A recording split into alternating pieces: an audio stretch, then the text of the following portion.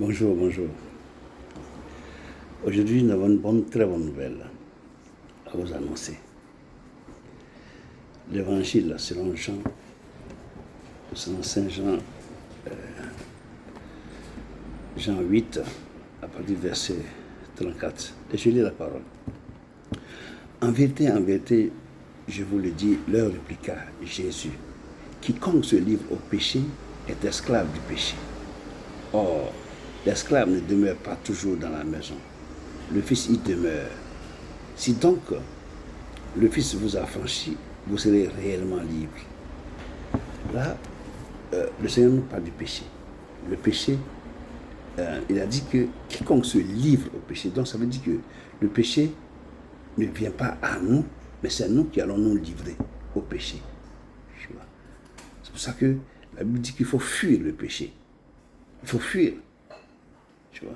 Donc ici, nous allons prendre un exemple dans la Bible qui dit dans 2 Samuel 11, à partir du verset 1, l'année suivante, au temps où les rois, la Bible dit qu'au temps où les rois se mettaient en campagne, David envoya Joab avec ses serviteurs et tout Israël pour détruire les fils d'Ammon et pour assiéger Rabat. Mais David resta à Jérusalem. Ça veut dire que au temps où le roi va en campagne, lui, David n'est pas parti. Il a envoyé ses serviteurs et lui, il est resté à la maison. Tu vois, c'est là que ça commence. Normalement, il ne devait pas rester à la maison, il devait partir aussi. Tu vois, parce que la Bible dit qu'au temps où les rois, il est resté à la maison. Et donc, étant resté à la maison, voici ce qui s'est passé. Mais David resta à Jérusalem. Un soir, David se leva de sa couche. Et comme il se promenait sur le toit de la maison royale, il aperçut de là une femme qui se baignait et qui était très belle de figure. Tu vois. Tu vois, c'est là que c'est parti. Donc, David a vu une femme mariée, la femme d'Uri. Et au lieu d'aller en campagne, il n'est pas parti, il est resté à la maison et il a vu la femme d'Uri. Là encore, il a vu, mais il pouvait se détourner, tu vois. Mais il a fait demander, il a fait appeler et il est parti avec elle. Quand il est parti avec elle, elle est devenue enceinte, tu vois. Et donc, pour simuler cette grossesse, il a fait venir son mari. Et comme son mari aussi a refusé de coucher avec sa femme, il a fait tuer son mari. Pour ne pas que son nom soit dévoilé, que c'est lui qui a pris la femme d'Uri, un de ses serviteurs. C'est comme ça que ça s'est passé.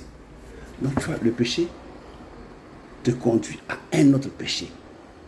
Le péché te conduit à un autre péché. C'est pourquoi que quand tu fais un péché, il faut confesser tout de suite. Confesse, reconnais le péché que tu as fait, demande pardon au Seigneur, et maintenant, détourne-toi de ce péché pour marcher droit avec ton Père Jésus. Le péché est très mauvais. C'est pourquoi la Bible nous demande de fuir le péché. Parce que fuir le péché, c'est sauver sa vie. Le péché nous éloigne de notre Père Jésus-Christ. Le péché nous éloigne de lui. Donc, quand tu as péché, n'aie pas honte, confesse-toi tout de suite et demande la grâce à Dieu, reconnais le péché. David, quand il a fait ça, quand le Seigneur a envoyé le prophète Nathan pour aller lui dire que ce que tu as fait est mauvais, David n'a pas dit non, de qui tu parles? Non, il a dit je reconnais, j'ai vraiment péché contre l'Éternel. Et c'est là qu'il a fait le psaume 51, qui est notre exemple qu'on prend pour pouvoir prier en demandant pardon au Seigneur. C'est ça, le psaume 51. Il a reconnu. Et comme il a reconnu, Dieu l'a rétabli aussi. Donc fais de même. Quand tu as péché, n'attends pas de durer. Parce que quand tu dures là, le péché envoie un autre péché. Et tu vas de péché en péché. Tu t'éloignes de Dieu de plus en plus. Donc dès que tu as péché, cours vite, va devant le Seigneur, repens-toi. Il est écrit dans 1 Jean 1, verset 9.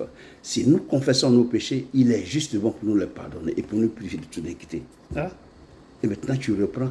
Certes, l'ennemi va venir te dire que voilà, tu as péché encore, Dieu ne t'a pas regardé, mais tu prends la parole qu'on a commencé au début, là, Jean 8, 34. Si donc le Fils vous libère, vous serez réellement libre. Donc, il faut te dire que Jésus m'a réellement libéré. Et puis, tu quittes dans les accusations de l'ennemi pour avancer toujours dans la direction que le Seigneur t'a montrée. Amen. Il faut fuir le péché. Il faut s'écarter du péché. Le monde dans lequel nous vivons aujourd'hui est truffé du péché, du mal. Le mal est partout. Partout. Même dans les églises, ils sont là. Ils sont bien, super présents. Tu vois. Mais toi, enfant, en tant qu'enfant de Dieu, en tant que serviteur de Dieu, marche selon la parole de Dieu. Attache-toi plus à ton Dieu et regarde à la direction où Dieu te montre pour que tu sois vainqueur dans le nom de Jésus-Christ. Parce que il est écrit dans Apocalypse 12, verset 11, ils ont vaincu à cause du sang de l'agneau et de la parole de leur témoignage. Voilà. Que Dieu te bénisse. Très bonne journée et à bientôt pour une nouvelle vidéo. Que Dieu vous bénisse. Amen.